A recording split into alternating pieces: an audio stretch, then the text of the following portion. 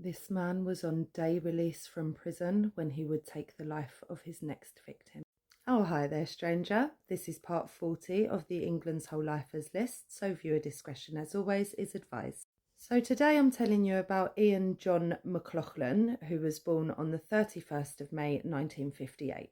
I don't know anything about his childhood or upbringing, but I can tell you that he started his criminal career at a very early age, because between the ages of 12 and 25, he was sentenced for 14 different offences, including burglary.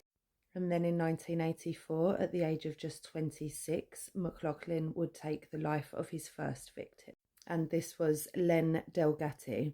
Now, McLaughlin and Len were friends who had had a row over an unknown issue. And during that row, McLaughlin lost his temper, picked up a hammer, and used it against Len.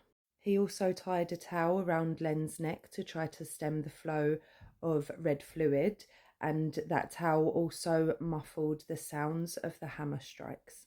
He then hid his friend's body in a cupboard. He wasn't convicted of M, instead being convicted of manslaughter and sentenced to 10 years, which after an appeal was reduced to 8. By 1992, he was out and living in Brighton. He had been offered accommodation by a local barman by the name of Peter Halls. McLaughlin believed that Peter Halls had an sexual interest in young boys, and so lured him into his bedroom, where he impaled him until he passed away. Let it be said that I've found absolutely no further reports on why McLaughlin would think that about Peter Halls, or that there was ever any evidence of it. So McLaughlin is again arrested, and this time he's tried for M. He's found guilty and given a minimum term of 14 years. Oh yeah, you heard that right, stranger. And I know what you must be thinking, strangers, that we have been here before and we've heard this story before. They take a life, they get locked up, they get released, they take another life, and then they get locked up forever. And obviously, we know McLaughlin has taken a life in 1984 and then another life in 1992. So that should be the end of the story now, right? Right? No, strangers, wrong. So McLaughlin goes to prison, and it's while he's in prison that he meets and befriends an elderly, wealthy man by the name of Francis Corey Wright. Mr. Corey Wright would go on to be released in early 2013, and he would return to his home, which was Little Gaddesden. And it was this same year that McLaughlin was being prepared to be re-released back into the community. And one of the ways that they did that was by giving prisoners day release, thereby allowing them to become accustomed to the outside world again. And McLaughlin was due his first day release that summer, specifically the 13th of July 2013. So he was released from HMP Spring Hill near Aylesbury, and from there headed to the home of his friend, the now 86-year-old Francis Corey Wright. He went there with the intention to rob him. I have read conflicting reports about what happens next. One says that McLaughlin arrives to Francis Corey Wright's house. He is invited inside and offered a drink, and the pair share a friendly chat. The other is that McLaughlin waits for Mr. Corey Wright to return home. He waits in the back garden of the detached bungalow, and when Francis turns up, McLaughlin attacks him and takes him straight into the house.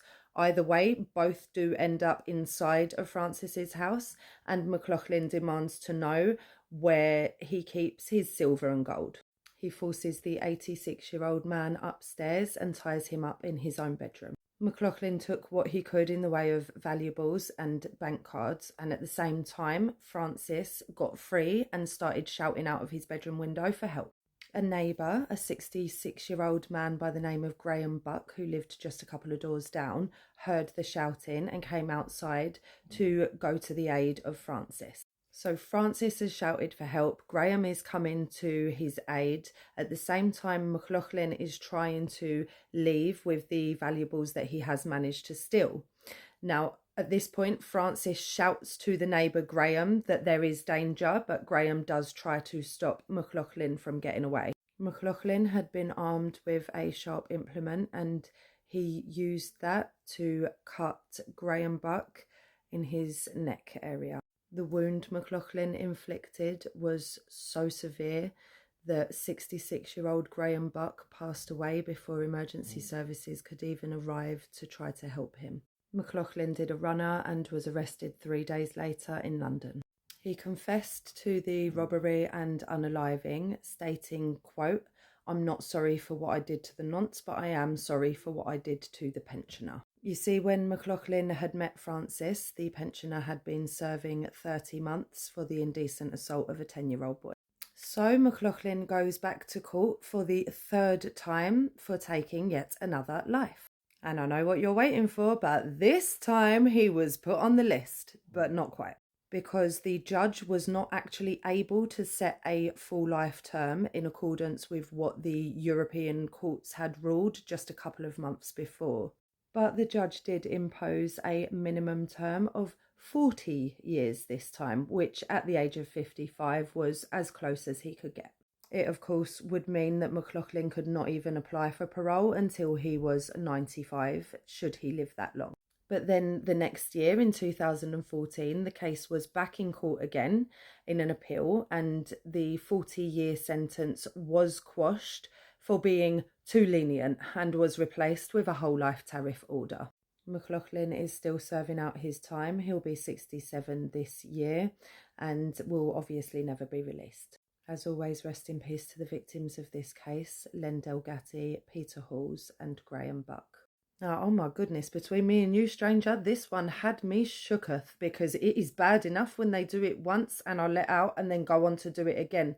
But 3 times? In my opinion, of course, the first sentencing was wrong. The first charge was wrong. It should never have been manslaughter, in my opinion. Some people just do not seem to be fit for freedom. I mean, this guy was taking lives at the first opportunity he got. He was on day release, his first ever day release.